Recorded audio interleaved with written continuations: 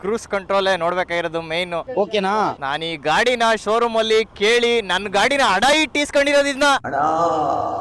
ನನ್ನ ಎಕ್ಸ್ಪಲ್ಸ್ ನ ಮುಂದೆ ಅಡ ಇಟ್ಟು ಶೋರೂಮ್ ಅವ್ರಿಗೆ ನಂಬಿಕೆ ಬರ್ಸಿ ಅವ್ರಿಗೆ ಈ ಗಾಡಿ ಇಸ್ಕೊಂಬಂದಿರೋದು ಟೆಸ್ಟ್ ರೈಡ್ ನೋಡಕ್, ನಾನು ವಿಡಿಯೋ ಮಾಡಕ್ಕೆ ಅಷ್ಟೆಲ್ಲ ಕಷ್ಟಪಟ್ಟು ಇಸ್ಕೊಂಬಂದಿರೋ ಕಾರಣ ಏನಕ್ಕೆ ಅಂದ್ರೆ ಇದ್ರಲ್ಲಿರೋ ಕ್ರೂಸ್ ಕಂಟ್ರೋಲ್ ನೋಡಕ್ಕೆ. ಫಸ್ಟ್ ಇಂದ ಸೆಗ್ಮೆಂಟ್ 125cc ಗಾಡಿಲಿ ಆಯ್ತು, ಆಮೇಲೆ ಒಂದು ಕ್ರೂಸ್ ಕಂಟ್ರೋಲ್ ಕೊಟ್ಟಿರೋದು ಅಂದ್ರೆ the one and only piece Hero Glamour X125.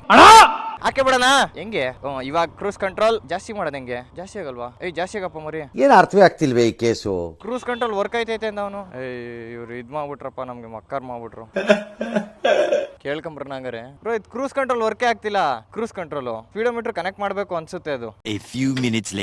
ಗಾಡಿ ಅಡ ಇಟ್ಟಿದ್ದು ವೇಸ್ಟ್ ಆಗೋಯ್ತು ನೋಡಿ. ಇಲ್ಲಿ ಕೈಯಲ್ಲಿರೋದು ಬಾಯಿಗೆ ಬರ್ತಿಲ್ಲ ಅನ್ನಂಗಾಯ್ತು. ಅಲ್ಲ, ಕೈಯಲ್ಲಿರೋದು ಬೈಕಿಗೆ ಬರ್ತಿಲ್ಲ ಅನ್ನಂಗಾಯ್ತಿದು. ಕ್ರೂಸ್ ಕಂಟ್ರೋಲ್ ಇಲ್ಲೇ ಐತೆ, ಅರೆ ವರ್ಕ್ ಆಯ್ತಾ ಇಲ್ಲ. It's very bad. Cruise control work ಆಗ್ಬೇಕು ಅಂದ್ರೆ ಫಸ್ಟ್ ಸ್ಪೀಡೋಮೀಟರ್ ವರ್ಕ್ ಆಗ್ಬೇಕು. ಅದಕ್ಕೋಸ್ಕರ ಕ್ರೂಸ್ ಕಂಟ್ರೋಲ್ ಕ್ಯಾನ್ಸಲ್ ಆಗಿದೆ.